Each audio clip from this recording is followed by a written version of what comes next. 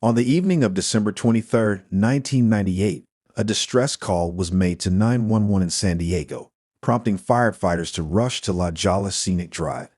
The scene they encountered was nothing short of shocking, a car completely consumed by flames. As the smoke dissipated, a horrifying sight came into view. The charred remains of an individual in the passenger seat. The vehicle, which had Kansas license plates, was registered to a man named David Stevens, a 38-year-old resident of Pacific Beach, San Diego. This grim discovery marked the commencement of a perplexing case. The question arises, who exactly was David Stevens, and what events led to this tragic occurrence along one of San Diego's most picturesque routes?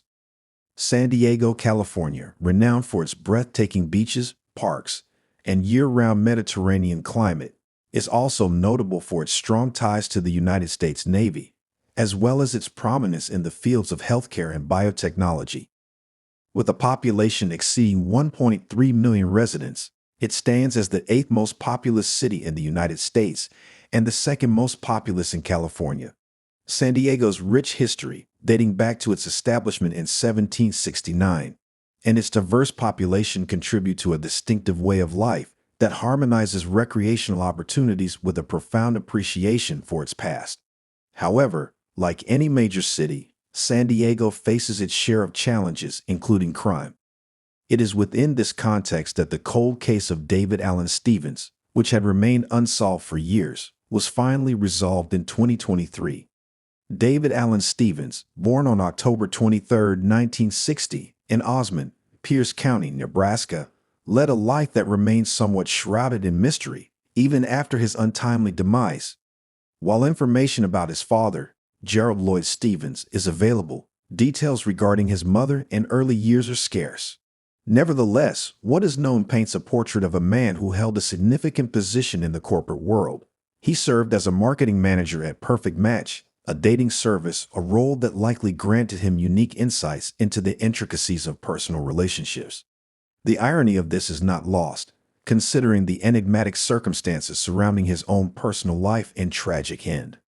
On December 23, 1998, in San Diego, a sudden explosion disrupted the tranquility of an otherwise ordinary day. The loud boom, reminiscent of a gas explosion, prompted an immediate response from the San Diego Fire Department. Racing to La Jolla Scenic Drive, firefighters were met with the vehicle engulfed in flames. As they battled the blaze, a journalist captured the intense scene, documenting the extinguishing of the fire. However, as the smoke cleared, a chilling discovery emerged. The charred remains of a human body were visible in the passenger seat, marking the beginning of a complex investigation. Further investigation revealed that the car's license plates were registered in Kansas and belonged to a 38-year-old man named David Stevens, who resided in Pacific Beach, San Diego. The mystery deepened as homicide detectives turned their attention to Stevens' apartment, searching for any clues that could shed light on the events leading up to his death. Inside the apartment, they stumbled upon intriguing signs that suggested he was not alone on his final night. In the bedroom's wastebasket, detectives found a discarded contraceptive wrapper and a tube of KY jelly, indicating the presence of sexual activity. Additionally, 2 glasses on the nightstand, one bearing lipstick marks, hinted at the company of a woman. Strands of long, straight black hair, likely belonging to a female, were discovered in the bathroom. The bedroom itself provided even more intriguing clues. Investigator Joseph Cristanziani, one of the homicide investigators from the San Diego Police Department, observed 2 sets of fingerprints on the mirrored headboard of Stevens' bed. The size difference between the 2 sets suggested the involvement of both a man and a woman. The positioning and number of fingerprints indicated that an intimate encounter had recently taken place in the apartment. Armed with these discoveries, detectives began to reconstruct the events of that fateful night. Their focus shifted towards collecting physical evidence, particularly the smaller set of fingerprints and the black hairs, as they pointed towards the involvement of a woman. This crucial piece of evidence indicated that the woman may have been in the company of Stevens shortly before his unfortunate demise. As the investigation into the death of David Allen Stevens progressed, the police focused their efforts on identifying the mysterious woman who could be connected to his final moments. Their search led them to a nearby establishment called Dancers, a topless bar that Stevens was known to frequent. Detective John Teft, one of the investigators from the San Diego Police Department assigned to the case, visited the club and shared Stevens' pictures with the dancers and staff. Regrettably, none of the fingerprints obtained from the dancers matched those found in his bedroom, leaving the police without any solid leads regarding the woman's identity. In an attempt to uncover new information, Detective John R. Young, another dedicated detective from the San Diego Police Department, decided to explore a different approach. He delved into Stevens' personal belongings, specifically his address book. During Young's interview with her, the woman described her relationship with Stevens as casually friendly. Hoping that this new lead would yield results, her fingerprints were compared to those found in the apartment. Once again, there was no match. 4 months had passed since Stevens was tragically discovered in his car, and with no new leads or matches, the case gradually grew cold. For over 2 years, the mysterious death of David Allen Stevens remained dormant in the cold case files, with no significant breakthroughs or promising leads. Then, in a stroke of strategic thinking, the San Diego homicide detectives decided to capitalize on a major event, Super Bowl 35, which took place on January 28, 2001, featuring the Baltimore Ravens and the New York Giants. With a large television audience anticipated, the detectives saw an opportunity and ran a Crime Stopper spot during the game, displaying David Stevens' picture and appealing for public assistance. The following day marked a pivotal moment in the investigation. An anonymous female called in with potentially crucial information. The caller directed detectives towards a suspect, the same dancer who had previously asserted that she and David Stevens were merely friends. Despite the fact that her DNA and fingerprints did not match the evidence at the crime scene, detectives could not disregard this new lead. They believed it was more than a mere coincidence. Over the next 6 months, detectives tirelessly pursued the angle of the dance club, hoping to uncover solid evidence. Despite their diligent efforts, they continuously came up empty-handed, unable to definitively connect anyone to the crime. However, in November of 2001, the homicide team received another significant call. The caller was Nye Norn, a 21-year-old woman who claimed to possess vital information regarding David Stevens' murder. Norn disclosed that Stevens had been her supervisor and lover at Perfect Match. She held a crucial piece of information: the name of the man responsible for Stevens' death, Ronald Barker, who was 35 years old at the time of the murder. This revelation injected new life into the case, providing detectives with a solid lead to pursue. With this newfound information, the investigation gained momentum as detectives sought to unravel the connection between Nye Norn, Ronald Barker, and the tragic fate of David Allen Stevens. Ronald Barker, born in 1963, and Nye Norn, born in 1980, emerged as the central figures in the tragic case of David Allen Stevens. Barker's early life and family background remain largely unknown, concealed in the shadows of his later actions. On the other hand, Norn's life was marked by hardship from the very beginning. Born in a Thai refugee camp after her mother escaped the horrors in Cambodia, she arrived in the United States at the age of 5, initially settling in Florida before moving to San Diego. There, Norn's life was further tainted by domestic turmoil, as her stepfather's abusive behavior created a tense home environment. Norn worked as a telemarketer at Perfect Match, where she crossed paths with David Stevens. It was at that location where she also encountered Barker, whom she found through an online platform and entered into a passionate relationship with, despite him being a married 35-year-old man and her being only 18. While Norn's relationship with Stevens progressed from casual workplace flirting to planning their first date, her affair with Barker continued in the background.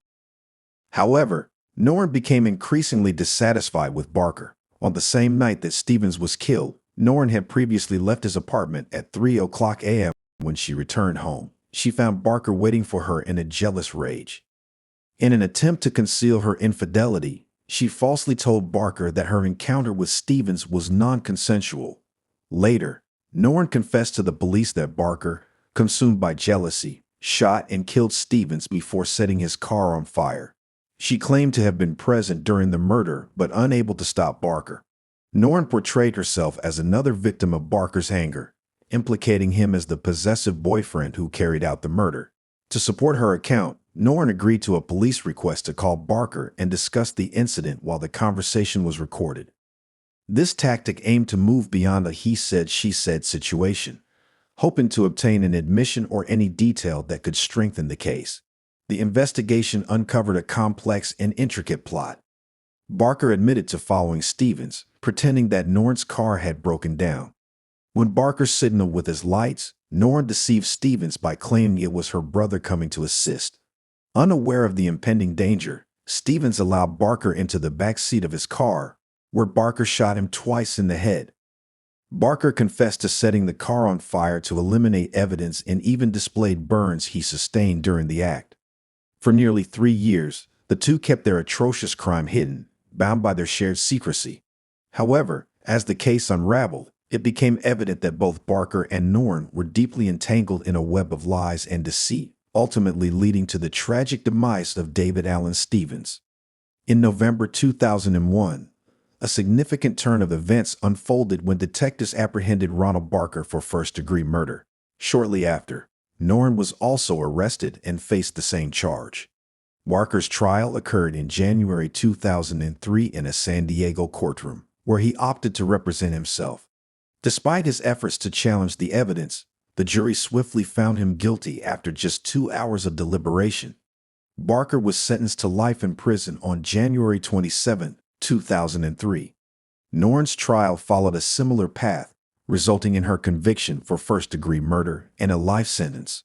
However, Norn's case took a different turn as she appealed her conviction based on battered woman syndrome. This appeal led to a reduced sentence of 15 years, which began in 2003. Norn was released in 2017 after serving 14 years in prison, marking the conclusion of a complex chapter in San Diego's criminal justice system. The resolution of David Allen Stevens' case finally brought closure to this family, offering them a sense of finality and justice after enduring a long and challenging process.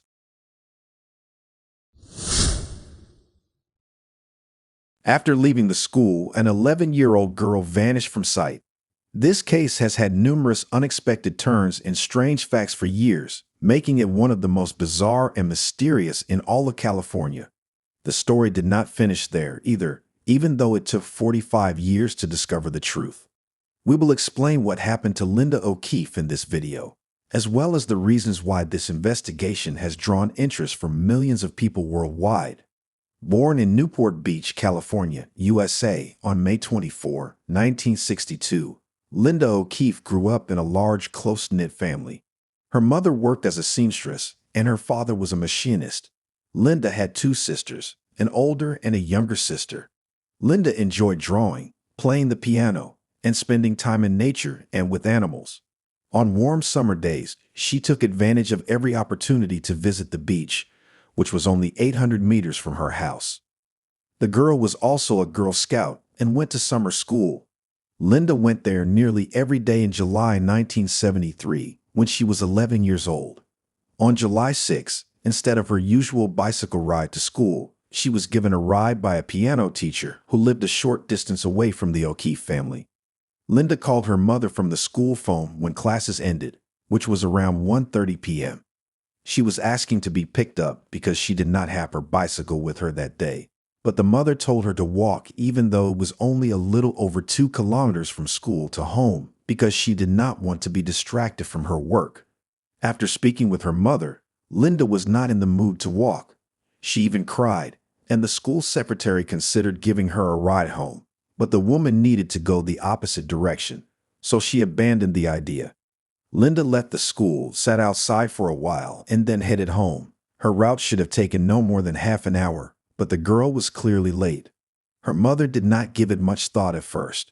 She assumed Linda had gone out for a walk with her friends, but as the hours went by, her concerns grew. Her mother made the decision at 6 o'clock in the evening to call all the people she knew whose kids lived close by and might have gone out with her daughter, but none of them had seen Linda that day. The family made the decision to start looking after her father got home from work. They made their way through the entire neighborhood, even the one Linda was meant to take on her way home from school. When it got dark outside and they were still unable to locate the girl, the parents decided to call the police. At that point, they believed the girl had resented her mother for not picking her up and was purposefully staying away from home. After receiving a report about a missing girl, officers started their search. Her mother stayed at home and called dozens of people who might have had a chance to see Linda, while her father and older sister ventured out in 2 cars to comb the neighborhood once more. All night long, the search went on. Using search dogs and helicopters, police combed the parks and streets, but their findings were equivocal. More police officers had been sent to join the search by morning, and local newspapers had already begun to cover the massive operation surrounding the 11-year-old girl's disappearance. 9 kilometers from Linda's house, at around 10:30 a.m., a bicyclist, her friend, and son were riding through a park. They went there in order to observe the local wildlife for the botanical circle. After dismounting, the father and the child rode toward the ditches in hopes of seeing frogs. But there was more waiting for them. The man moved closer after spotting something bright in the grass and realizing it was a human body that was half submerged in water. Upon reading in the morning paper about a girl's disappearance and the police's all-night search for her, he assumed the body belonged to her right away. The man and his friends quickly exited the park, hopped in their cars, and drove to the closest payphone to report their discovery. An officer who had participated in the search for Linda was encountered by them en route. After learning their story, the policeman reported it and went in the direction of the location. It did not take long for the investigators to identify the deceased as Linda O'Keefe. She was dressed in the identical clothes the girl had left for school, and her mother had made the outfit the girl was wearing. Her backpack was also lying next to her, but she did not have on any shoes, and they were not discovered close to the body. After investigating the crime scene, detectives discovered tire tracks next to the body's location, but no other clues. The cause of death was determined by medical examiners to be strangulation. It was concluded that the death happened between 2 a.m. and 11 p.m. Investigators deduced that Linda had most likely been kidnapped not long after she had left school, meaning that her abductor had likely held her captive for roughly 12 hours. In addition to being abused, the victim's body had DNA traces discovered by experts. Since DNA analysis had not yet been done in those years, they were given to the laboratory for safekeeping. After failing to find any solid leads, the investigators started searching for witnesses. Interviews were conducted with all of Linda's friends, school staff, and the people who lived on the streets where the girl was meant to walk home. It soon produced results. The girl's friends saw her on her way home from school and noticed something off. Linda was walking down the road when a turquoise van approached her, slowed down, and continued to drive alongside the girl, but her friend did not see anything else because Linda and the van vanished from her field of vision. Almost instantly, police were able to locate 2 additional witnesses. The 19-year-old girl and her mother were driving a car about 100 yards from Linda's school when they noticed the girl speaking with the driver of the turquoise van that had stopped next to her. At approximately 1:15 p.m., the witnesses, who were familiar with the O'Keefe family from their neighborhood, were shocked to see Linda chatting with an adult male on the street and decided to observe what was happening. Linda was standing directly in front of the van with its passenger door open. The girl entered the car at some point while she was reportedly conversing with the driver. The witnesses chose not to pay much attention to the van as it drove off shortly after. Since they were positive the girl would never get into a car with a stranger, they assumed Linda had been picked up by a relative or acquaintance. Investigators were able to get a rough description of the driver after questioning the girl and her mother. He was a white man, about 24 or 30 years old, with an elongated face and blonde, curly hair. Regretfully, the women were unable to recall the car's manufacturer or even the license plate number. Nevertheless, the 2 women's story was the only strong lead in the case, so based on what these witnesses had to say, investigators assembled an APB on the suspect and his vehicle. They were dispersed throughout California, but to no avail. The investigator had a few more conversations with the woman in the hopes that she would remember some more information. They even accepted an offer to undergo a hypnosis session at one point. It was only partially successful. The witnesses could remember a few more details about the suspect's vehicle, but they were all too little to lead to the murderer's location. The police soon located a second witness. Around 10:30 p.m., a neighbor who lived close to the scene of Linda's death heard a woman screaming. At first, she thought she heard someone yell, "Stop hurting me," but the voice ended suddenly. The witness might have heard it because the girl passed away at the same time. Later that morning, the detectives got another intriguing tip. This one concerned Linda's body. It was in that park that the artist was working on his painting. He started to watch what was happening and realized that something serious had happened when he noticed dozens of police cars. He once saw something that seemed strange to him. There was a young man in the park, observing from the bushes next to the police. The artist chose to ask him what was going on because he was standing fairly close to him. The young man said the police had located the girl's body, and he looked very concerned. Aside from that, neither the man nor the artist could see any details because they were sufficiently far from the scene of the body's discovery. How the man knew that they were looking at the body of a girl was a reasonable question for the detectives to ask. The man was characterized by the artist as a thin white man with sideburns and blonde hair who was between the ages of 18 and 24. He stood at 180 centimeters tall. When the two witnesses described the van driver's appearance to the police, this description came pretty close. Investigators came to the conclusion that this man was the murderer as a result that he had decided to observe the police that morning. Finding the killer in the large city proved to be quite difficult, despite the police possessing a fairly detailed description of his appearance. But then something unexpected occurred 2 days later. They were approached by 18-year-old Peter Wooden, who admitted to the killing. The young man went to the same school as Cindy, the victim's elder sister, and lived close to the O'Keefe family. The town's residents were shocked when the news quickly spread throughout it. Police questioned the boy for 7 hours and searched his parents' house, not anticipating such unexpected developments. Following that, he was formally accused of murder. After 3 days, everyone was in for another shocking turn of events. Peter was declared free by the investigators after being exonerated of all charges. They claimed that the young man's confession contained far too many falsehoods and that the only times his story lined up with information that was published in the media were by coincidence. If not, he purposefully provided the investigators with false testimony that went against the actual evidence. Finally, the two witnesses who had seen Linda with the driver of the van were positive it was not Peter. Since they both lived close to the young man, the women knew him well and could recognize him right away. Consequently, the police deduced that the young man was merely attempting to make a name for himself by admitting to the crime of someone else. The man may have suffered from mental health issues, but he was unrelated to the murder.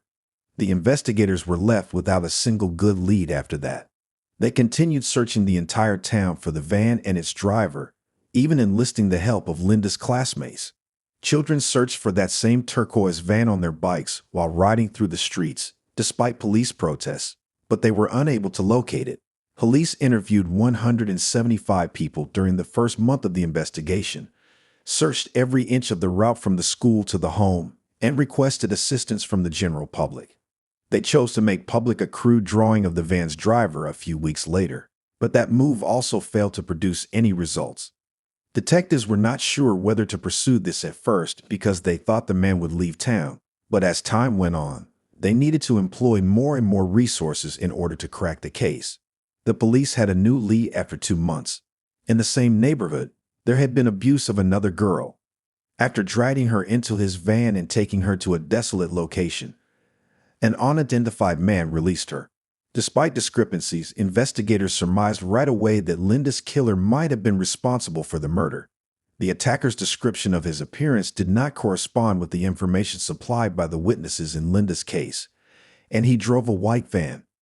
The detectives soon had a lead on the suspect. The truck driver, who was 32 years old, was found to be guilty. Investigators came to the conclusion that this man had nothing to do with Linda's murder because witnesses claimed he did not resemble the man Linda was speaking to at all. Although investigators have continued to work on the case over the years, no noteworthy evidence has turned up since then. Authorities sent DNA samples from Linda's body to a lab in 2001, 28 years after the murder, in the hopes of obtaining a profile of the killer's DNA. However, the man was not included in the FBI database. This suggested that either it happened before they began collecting DNA from offenders or the murderer had not been charged in any prior criminal cases. Experts attempted, but were unsuccessful, to locate his next of kin in that database a few years later. However, the tools available for DNA analysis were far from what they are today, making it nearly impossible to do something similar in those years. Around the middle of 2010, there was a breakthrough in the field of forensics, which gave the police new tools for locating suspects. Not to be left behind, investigators in Linda's case also turned to a private lab known as Parabon in 2018. They sent detectives a picture of a man created using Linda's murderer's DNA. DNA phenotyping is an innovative technology that enables you to identify various physical characteristics of an individual based only on a small sample of their DNA. Experts assembled two portraits at the same time, implying the perpetrator's possible ages of 20 or 60. This portrait was surprisingly accurate to the testimonies of witnesses who had 45 years earlier seen the suspect alive. Investigators in Linda's case did something no one had ever done before. In most cases, they would contact people who may have known the man and publish portraits of him in the media to garner public attention. Exactly 45 years after the murder, on July 6, 2018, they shared a string of messages on Twitter on behalf of the victim. The final day of Linda's life was detailed in the sequence of 68 messages. The way the investigators presented this data made it seem as though she was telling the public directly what had happened to her on July 6, 1973. The story started in the morning with Linda narrating her day at school, her anger toward her mother for not picking her up in the car, and the girls' walk home. Detectives have meticulously chosen every detail from these messages to create the most accurate picture of the day. The last tweet in the series informs followers that there has been no progress in finding her killer. In response, the police have released a picture of the offender on the girl's behalf. 45 years later, I am able to talk again, and I have to tell you something important. The killer's face, which was found through the use of his DNA, is a new lead in my case. This technology did not exist in 1973, but it can now change everything. This strategy attracted a great deal of attention to Linda's case right away, all over the world. Police had previously posted details about past unresolved cases on social media, but a victim's account was unique. The murderer's own portrait served no purpose. The investigators needed to get as much attention as they could for these photos because if someone identified the subject and informed the police, it would only aid in the case's resolution. They did a fantastic job at that. Over 7 million people saw this series of tweets in total.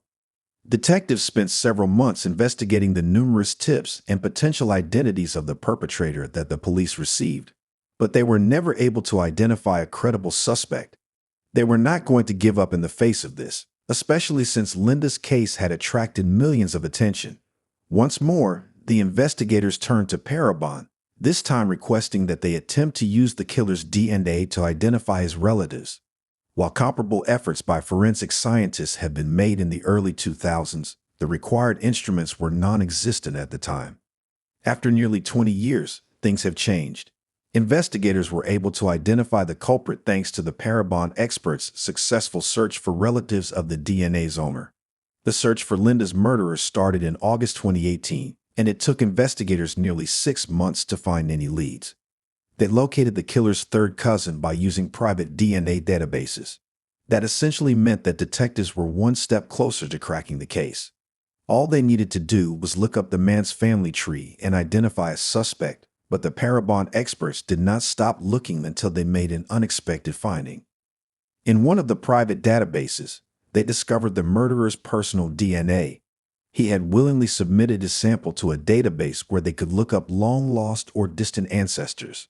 Later on, it was discovered that the man had received the unique genetic kit required to access the database from a member of his family. Police finally knew the identity of the murderer, James Allen Neal, 45 years later. Detectives visited the 72-year-old man who was living in a different state in January 2019. A private database would not have the credibility the court required, so they had to obtain a sample of the suspect's DNA before they could make an arrest. Police installed surveillance on Neal's property on January 29 and made arrangements with a garbage company to receive anything the suspect threw out. following the acquisition of multiple items from which specialists could extract the DNA sample. Detectives dispatched them to the laboratory and stayed in close observation of James over the following 3 days. Sadly, forensics was unable to obtain a sample of the man's DNA, so the investigators had to look elsewhere for evidence. They soon got the chance. The police promptly gathered the evidence after observing the suspect smoking while seated in his car in the parking lot. He then threw the butt of his cigarette on the sidewalk before driving off. This time, scientists were able to take a DNA sample, and it precisely matched the murderer's DNA that was discovered on Linda's body. This implied that the culprit for whom they had been looking for nearly 50 years was James Needle. A few days later, detectives called a press conference to finally announce the suspect James Neal's arrest. James Neal was born in Chicago in 1946, and his family later relocated to California. His aggressive behavior was a result of his parents' frequent beatings, humiliations, and acts of violence against him. He started committing small-time crimes as a teenager at a young age, such as breaking into people's homes. Following that, he left school and made an effort to find employment, but he never stayed put for longer than a few months at a time. The man turned out to have a lengthy criminal past. He was arrested over a dozen times for theft, car theft, and robbery, among other offenses. Almost each time, he was released with little punishment and returned to his previous ways. James got married for the first time at the age of 25, and the two made their home in the Los Angeles suburbs.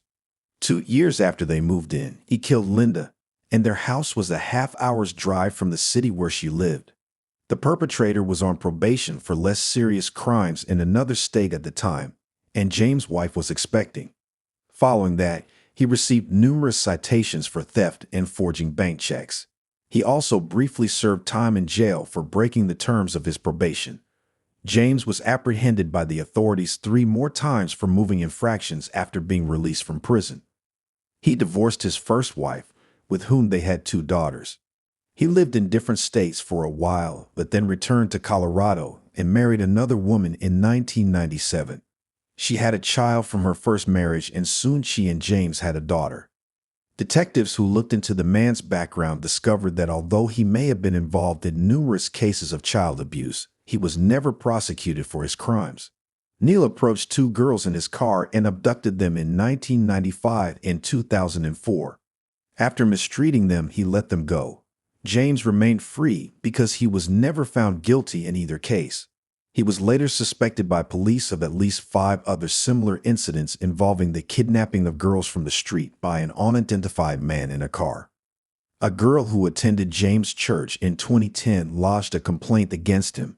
She acknowledged that she had been molested for months by the man, who was 63 years old at the time.